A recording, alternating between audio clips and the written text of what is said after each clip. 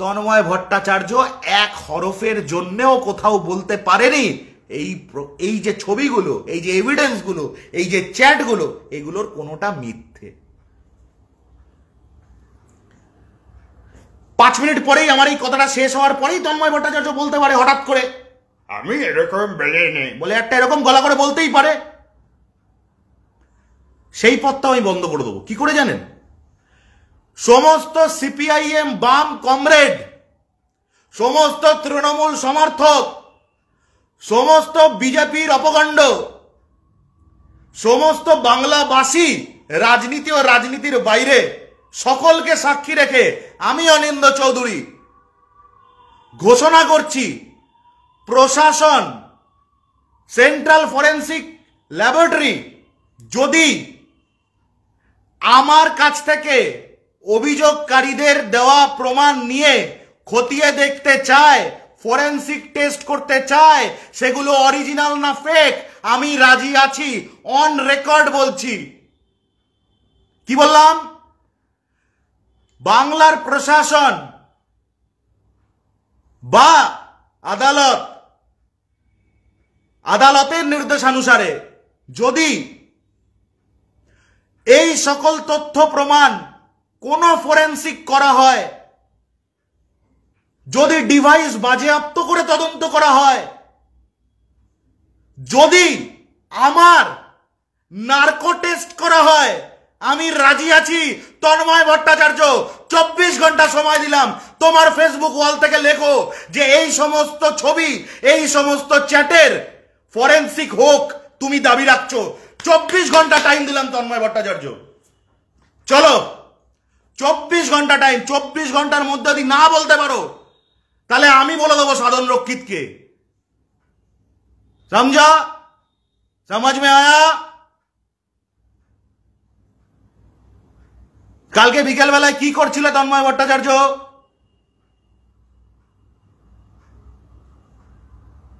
নিজের ল্যামডা লুমডা দালালগুলোকে দিয়ে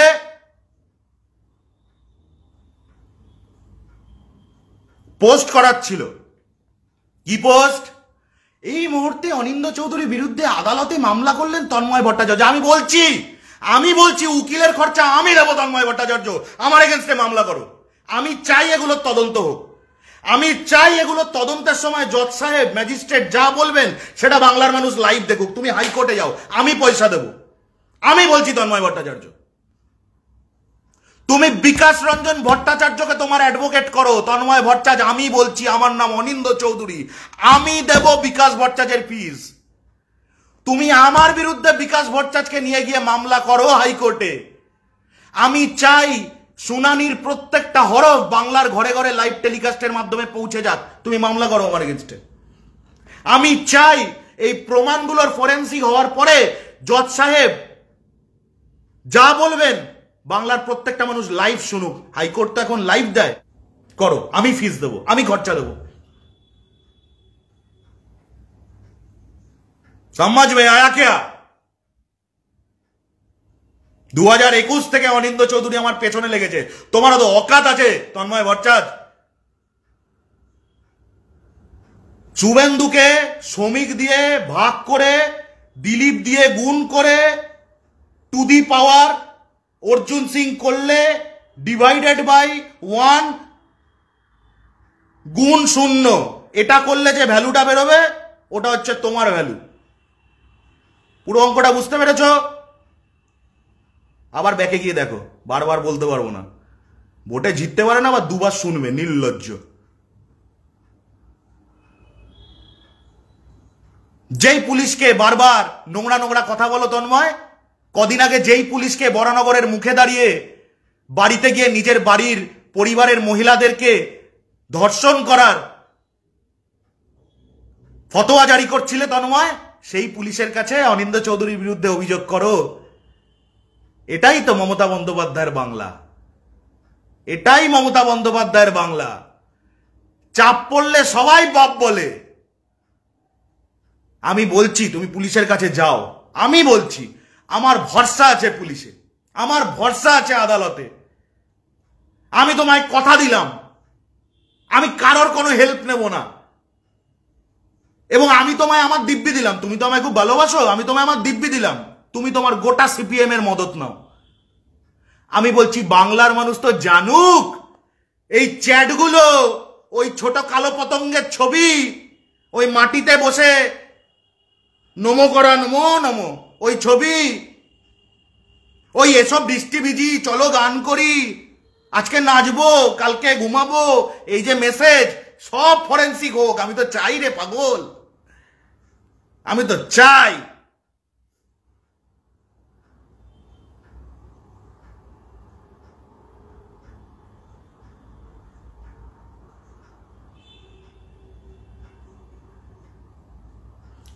তন্ময়, তোমার সুবিধার্থে বলে রাখি, মনে হয় না বিকাশ ভট্টাচার্য তোমার মামলা নেবে। হিন্দিতে একটা কথা আছে জানো, সবকা মালিক এক। কেন বললাম বুঝতে পারবে 21শে জুলাইটা যাক। সবকা মালিক এক, তার মাঝে তুমি আমায় মেরে দাও, তার মাঝে তুমি আমাকে অ্যাবডাক্ট করিয়ে নাও। আরে তুমি তো এর আগেও আমার উপর অ্যাটেম্প টু মার্ডার করেছো, কি হয়েছে?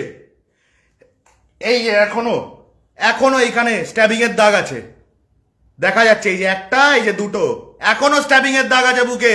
তন্ময় ভট্টাচার্য, কাকে শেখাও? যখন বুকে স্ট্যাবিং করেছিলে এরকম ভাবে হাত দিয়ে চেপে ধরে বাইকে বসে, নিজে আগে থানায় গেছি, তারপর হাসপাতালে গেছি, তারপর এলাকার মানুষ আমাকে আরজি করে পাঠিয়েছে।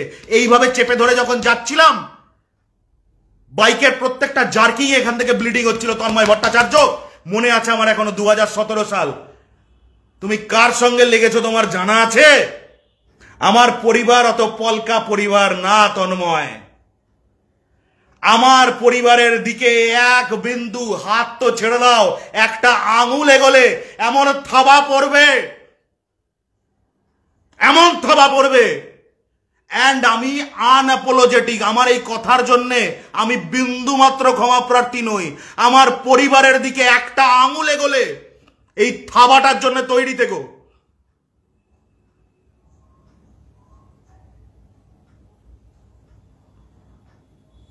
আমার পরিবার শুধুমাত্র আমার সঙ্গে আমার বাড়িতে থাকে না, আমার পরিবার এই গোটা বাংলা। একটা আঙুল এগোলে এই থাবাটার জন্য তৈরি থেকো। যতবার আঙুলে গিয়েছো ততবার থাবা দিয়েছি। মনে আছে ছবিটা, ঘরে বসে মদ খাচ্ছিলে? হ্যাঁ, কম রেট জল বেশি, দেখাবো ছবি? এই দাঁড়া দেখাই, খুব না কুটুর কুটুর দেখাচ্ছি। বড় বিজ্ঞানী হয়েছো তুমি, হারমাদ উন্মাদ জল্লাদ না যায়। কম রেট জল বেশি, কাইসা লাগা? হ্যাঁ, কেমন ইউনিক কালেকশন। এই তো এই সময়ের খবর, বিশ্ব বাংলা সংবাদ। বাবা কি লিখছে তন্ময়? বলছে তোমার হোয়াটসঅ্যাপে আমি খালি গায়ে কেন? আরে তুই ছবি পাঠিয়েছিস তাই খালি গায়ে। খালি গায়ে কেন? একটা বাচ্চা মেয়েকে জিজ্ঞেস করছে খালি গায়ে কেন? হ্যাঁ, বাংলার মানুষকে আমি বলি, আমার লড়াইটা কিসের বিরুদ্ধে? কিসের বিরুদ্ধে? আপনার মেয়ে ইউনিভার্সিটিতে যাবে, কলেজে যাবে। আমার লড়াইটা মনোজিৎ মিশ্র, তন্ময় ভট্টাচার্য, সুশান্ত ঘোষ সবার বিরুদ্ধে। Am I loud enough? Am I clear?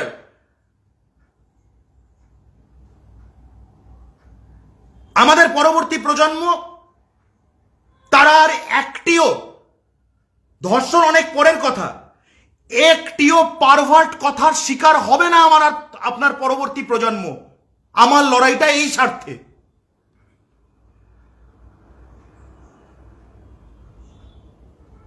কই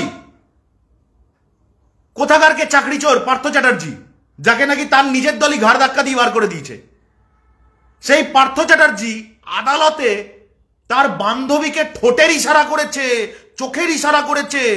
এই রগরগে গল্পগুলো তো বেশ শুনেছেন আপনি। তাহলে এবার কি হলো?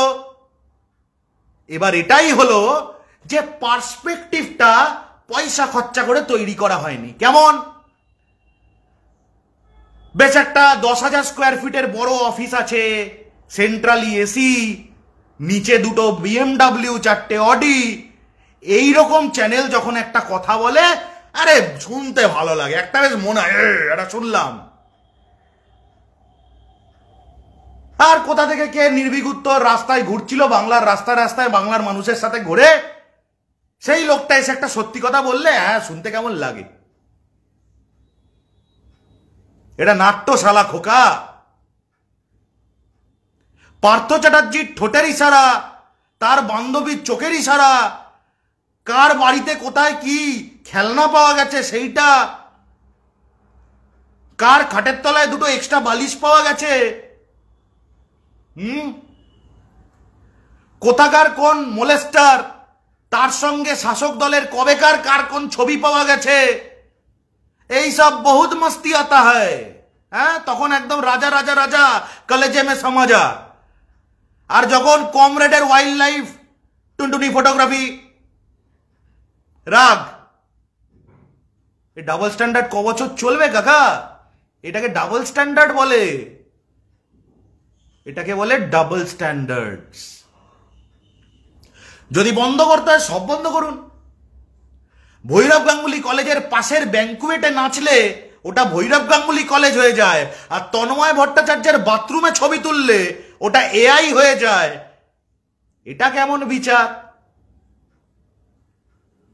আমি সিপিআইএম কে বলছি,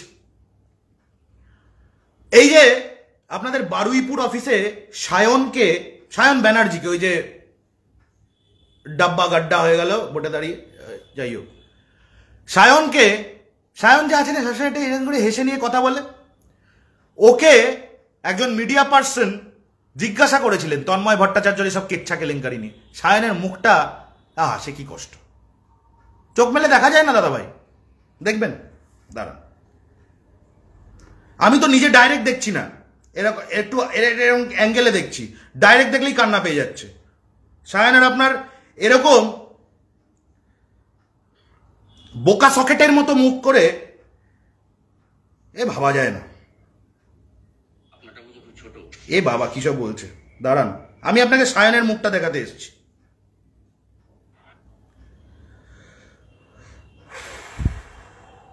এই দেখুন,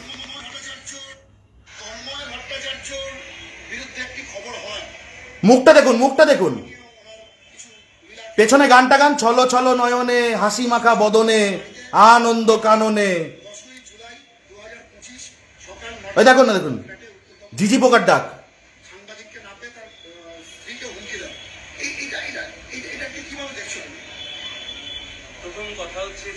মনে মনে বানাচ্ছে, বা দেখুন দেখুন দেখুন,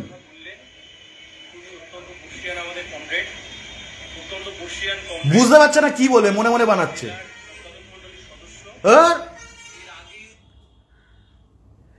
আমি সিপিআইএম কে বলছি, আপনাদের যে যারা নাকি ভবিষ্যতে অষ্টম বামফ্রন্ট সরকারটা এ নিয়ে নবমবার ধরাশায়ী হতে চলেছে, এই যাদের ভরসায় আপনাদের বাম সমর্থকরা রয়েছে, সেই ছেলেগুলো, সেই শিক্ষিত ছেলে মেয়েগুলোকে এরকম তন্ময়ের জন্যে আর কতদিন আপনারা অপদস্থ করবেন?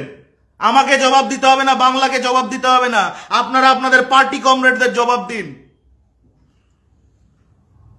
আমি বলছি দিকে দিকে কমরেড, গড়ে তোলো ব্যারিকেড, আমি বলছি।